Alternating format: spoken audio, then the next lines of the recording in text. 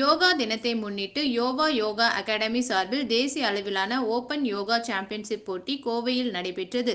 யோவா யோகா அகாடமி, டெக்லான் ஆகியோர் இணைந்து 10வது இன்டர்நேஷனல் யோகா தினத்தை முன்னிட்டு தேசிய அளவிலான ஓபன் யோகா சாம்பியன்ஷிப் போட்டி கோவை நீலாம்பூர் பகுதியில் உள்ள டெக்லான் வளாகத்தில் நடைபெற்றது.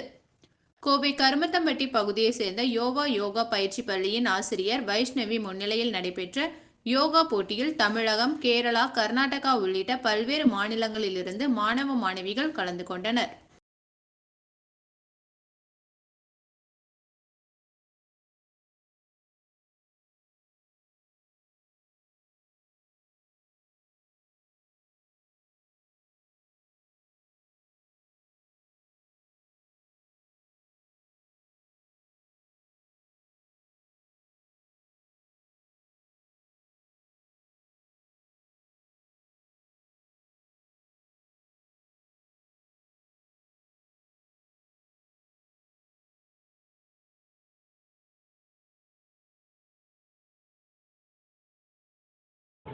வணக்கம், என் பேர் வைஷ்ணவி. நாங்கள் யோவா யோகா அகாடமி அப்புறம் டெக்கத்லானும் சேர்ந்து ஓப்பன் நேஷ்னல் யோகா சாம்பியன்ஷிப் நடத்தியிருக்கோம் இன்றைக்கி.